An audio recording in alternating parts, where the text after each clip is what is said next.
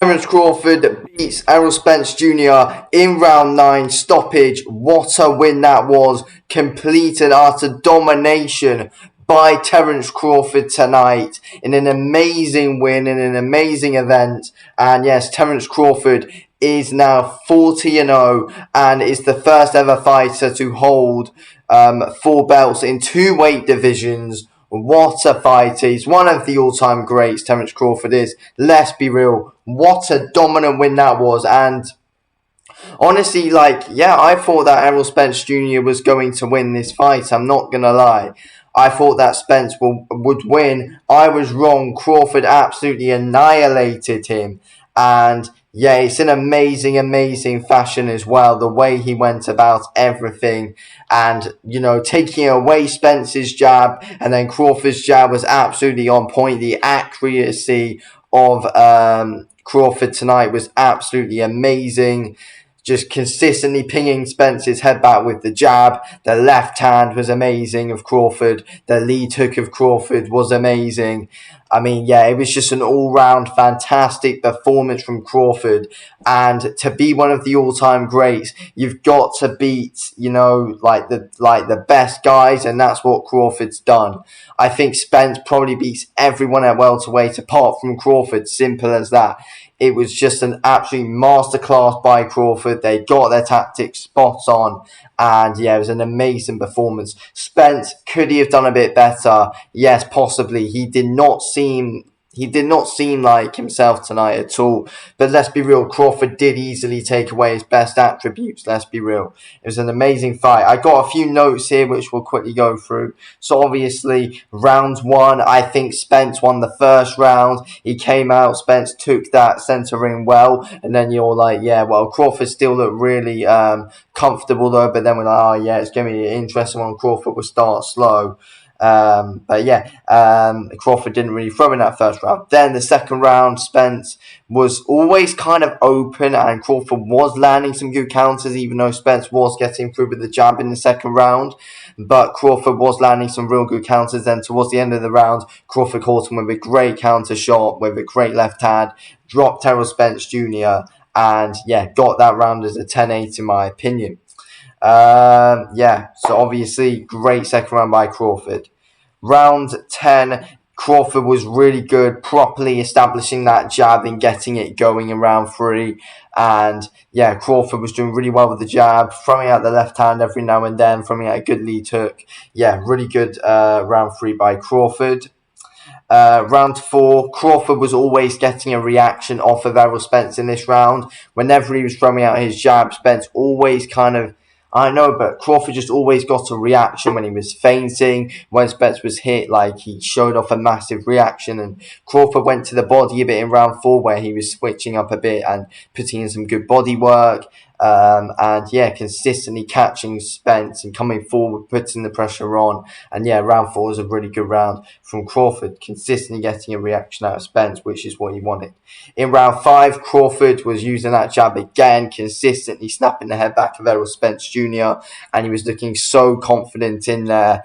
To be fair, it was really good stuff to see. Errol Spence from round 5 basically looked like he wanted out of there, from round 5, basically. He did not want it. He just knew, yeah, I've lost this fight. I don't know. But Spence knew he wouldn't be able to outbox Crawford anymore. So I think, him and Derek James were at the end of the rounds, oh yeah, let's just go on. Let's try and get let's just try and land a big left hand because we're not going to be able to outbox this guy. He's taken away his best attributes. And Spence had no answer for it and didn't know what to do.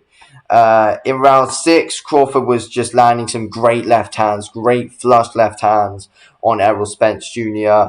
And yeah, it was just good to see. And you could kind of see that, yeah, in the next round, possibly knockdowns were coming. And yeah, it was a great round 6 by Crawford, jabbing so well, body work on point, going after that body, and then big shots to the head. great lead hooks, great uppercuts by Crawford. Crawford was consistently, switching it all up, mixing it all up as well. And yeah, just amazing stuff from Crawford in round 6. So yeah, 10-9 again. Round 7, Crawford catches Spence with a really good counter shot, which drops Spence. Then again, later on the round, he comes in with a great left hook, drops Spence again. That's a 10-7 round to Terence Crawford. So yeah, really good stuff there. Crawford dominating in that round. Had Spence on his bike the whole time on the back foot. Yeah, it's just great stuff to see by Crawford. The dominance and just the way Crawford just took centre ring and did not take a backwards foot was just great to see from him. Round 8, this was slightly a closer round. It was still Crawford's round though, but I feel like I feel like, Crawford only took the round off based on, he just wanted to kind of cruise it, but he still won, and was just, consistently, working his jab and getting that going still, and was still snapping Spence's head back. Round 9, yes, this is where Crawford gets a stoppage late on in the round, and yeah, was coming forward so well, got the stoppage, and yeah, it's the right stoppage. So he hit Spence with a solid 7-8 shots, and Spence had no reply. And yeah, great win there by Terence Crawford. Yeah, amazing. I also want to talk about, obviously, the commentators saying that they gave Spence 2 rounds or something. I don't know what round other than round 1 you can give Spence. Crawford was dominant throughout that fight. Possibly round 7, but no, I still think Crawford won that. But yeah, overall, Crawford just dominant. Just complete and utter dominance from Terence Crawford. And, you never usually see this in undisputed fights. You never do see absolute dominance like that. And, Crawford, in my opinion, after that, he's pound for pound number 1, in my opinion. After seeing that, it was an amazing bloody performance by Terence Crawford. 40-0. 40-0. Not many boxers can say that who live now in this era who are 40-0. Terence Crawford's literally one of the only guys who can say that. But yeah, no one does that to Errol Spence. No one does that to Errol Spence. The way that Crawford just picked him apart, dominated him, walked him down, and whenever Crawford was on the back foot or on the ropes, just consistently countering Spence easily, and Spence just had no response for it whatsoever. Spence shows some great heart, fair play to him, but at the end of the day, Crawford's just a different beast and showed that he is quite a few levels above Errol Spence and the rest of the welterweights. Honestly, I don't think any of them can compete with Crawford. Boots might want it. He'll get slept by Crawford. I feel like, Spence is the toughest challenge out there for Crawford at welterweight, and Crawford dealt with him in easy fashion. What's next for Crawford? It looks like Spence is activating the rematch clause. I personally don't want to see the rematch. It was that one-way traffic. What's the bloody point in seeing a rematch? I don't think there is any. I don't think there is any point in seeing a rematch. It goes the exact same way, in my opinion, and Crawford even sparks him next time, in my opinion.